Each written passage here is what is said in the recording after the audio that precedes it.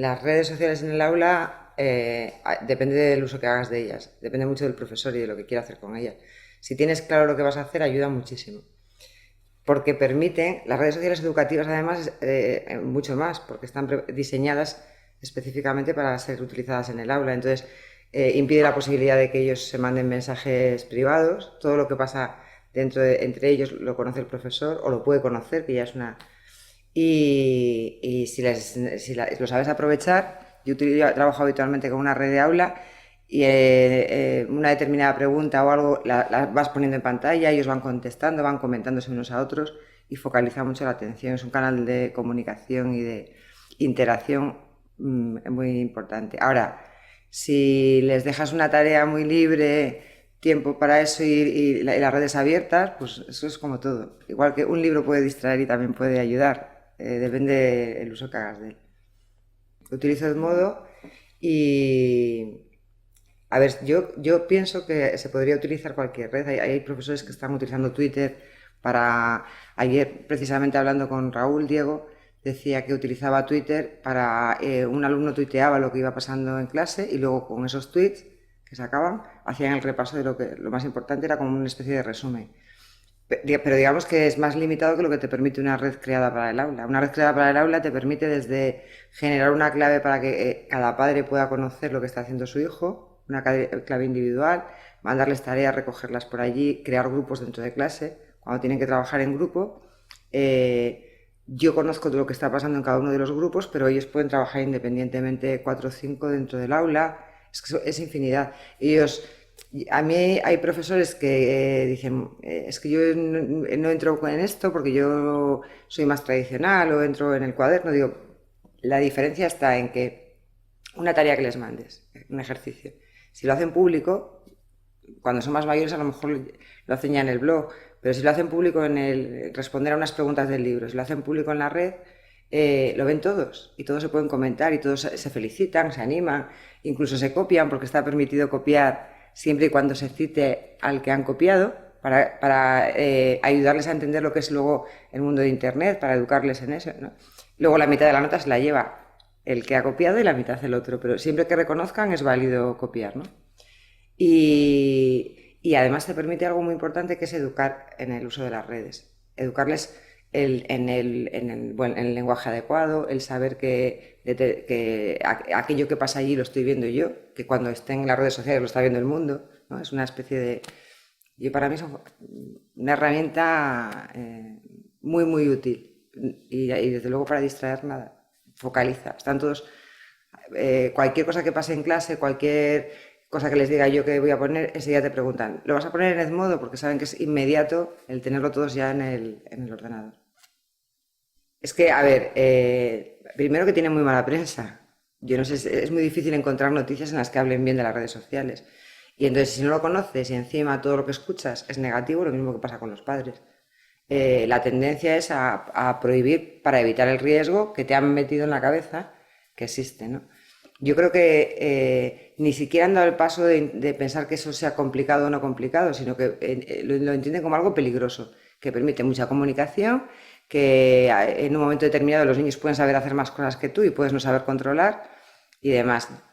Cada vez que consigues, esto es como por contagio, ¿no? Cada vez que consigues que un profesor entre el primero en redes, se comunique en redes, lo experimente primero él, se pierde el miedo, porque las redes son como la vida real. Tú vas por la calle y la calle puede ser muy peligrosa o la calle puede ser el sitio más agradable para pasear.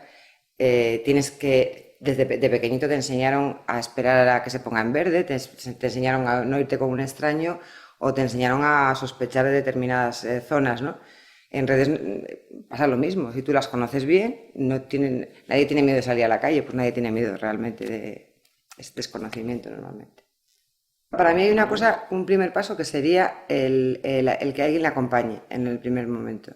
Lo que muchas veces hablamos entre nosotros de un apadrinamiento, un padrino, alguien que te diga, mira, vas a hacer esto, te vas a... Porque incluso yo estuve dada de alta en redes sociales hace mucho tiempo y no sabía qué hacer ahí. No sabía, pues a lo mejor en Facebook con la familia o cosas así. Y de repente, en mi caso fue mi hijo que me dice, no, mira, es que Tú tienes que ir buscando perfiles que te interesen para seguir a la gente que te interesa. Cuando tú hagas algo o conozcas algo, ponlo ahí para que otros lo puedan compartir. El concepto de compartir conocimiento, de todo, de abrir una comunicación sin el miedo ese de esto lo he hecho yo y es mío o lo he descubierto yo, sino todo lo contrario. Descubrir algo supone poderlo contar y potenciar el uso de la red. Entonces, lo primero que alguien te ayude en los primeros pasos, en el qué hacer, a quién seguir, o qué redes usar o qué redes no utilizar. Que puede ser una formación o puede ser mucho mejor si es alguien que tienes más cerca, un profesor. Yo en el colegio, al equipo TIC un poco lo que intento transmitirles es que más que la formación, ¿vale? El que vayamos acompañando a alguien y vayamos asesorando a alguien, ¿no? Y luego, una vez que es conocer también los tipos de usos que se pueden hacer de ellos en el aula, porque son muy variados y esto es como todo, cada uno elige el que mejor le conviene. Hay gente que tiene grupos completamente seguros con Facebook o que tiene completamente controlado eso, el que haya un Twitter abierto en clase porque hace un tipo de trabajo que encaja muy bien ahí. Entonces, conocer los tipos de redes, saber para qué las vas a usar, diseñar, o sea, imaginar qué es lo que vas a hacer con ellas, porque el uso es muy sencillo. Eso, en unas horas sabes hacer todo lo que necesitas hacer, pero luego está entonces, para eso es muy bueno entrar tú en redes y conocer lo que otros hacen con ellas. Y luego, pues, disfrutar, porque en cuanto lo pones en el aula, es su entorno natural. Ellos abres el mundo incluso abres el mundo, que yo lo he hecho también, a conectar clases nosotros hemos hecho un trabajo cooperativo entre una clase de Miami y nosotros, dentro del mismo entorno de Edmodo, se crearon grupos mixtos y las tareas las tenían que resolver 2 alumnos de allá con 2 alumnos de acá juntos y es una experiencia que es imposible en una aula normal si no es con las redes. No es lo mismo el decir, tú mandas una tarea para casa, ¿no? Y luego mañana pregunto la lección o pides que haya una opinión sobre algo, tú estás en clase.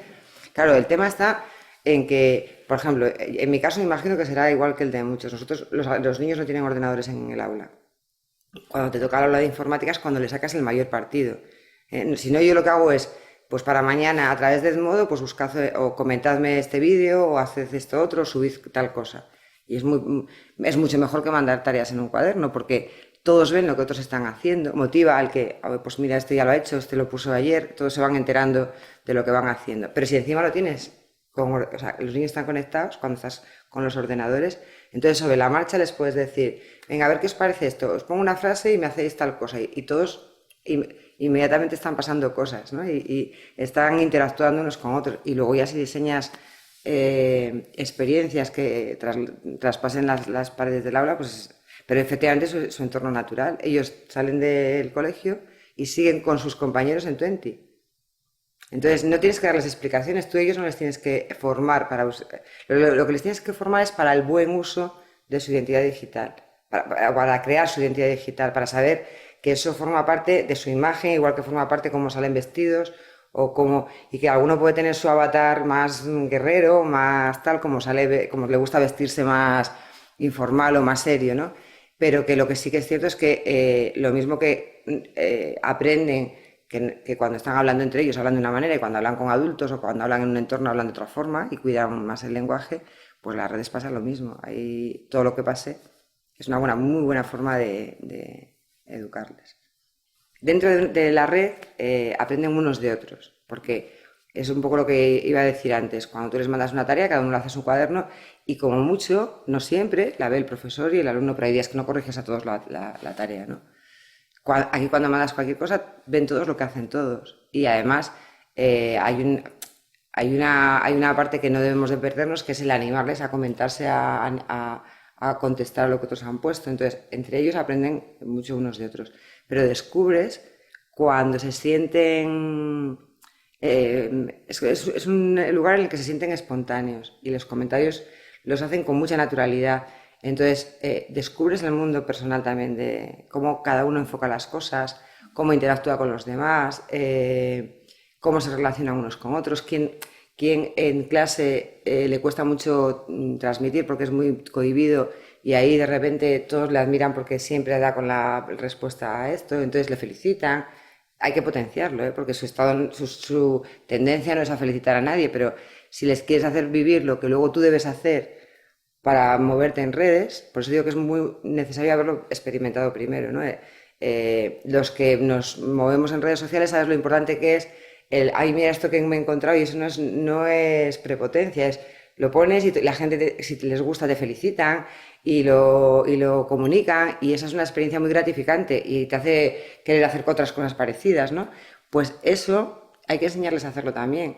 Hay que enseñarles que al principio motivándoles, ¿no? El modo te permite una cosa que es para los... Yo estoy hablando de pequeños, para mí son segundo de la ESO, porque yo los demás ya son más mayores y voy dándole otro uso a la red. Pero te permite darles medallas, medalla de buen ciudadano, medalla las creas tú, ¿no? Entonces, hay algunas medallas que valen mucho, que son las de las tareas de clase, que luego equivalen a una calificación, pero hay otras medallas que les van dando como, digamos, juntan muchas y consiguen un poco de nota. Y una de ellas es las buenas maneras. A veces incluso hasta se hacen un poco repipis, porque como saben que le voy a dar medalla, pero luego lo van naturalizando. Al principio empiezan, enhorabuena, o sea, se pasan un poco en eso, pero luego lo integran dentro de su día a día y empieza a normalizarse, y eso yo creo que también es muy necesario, ¿no?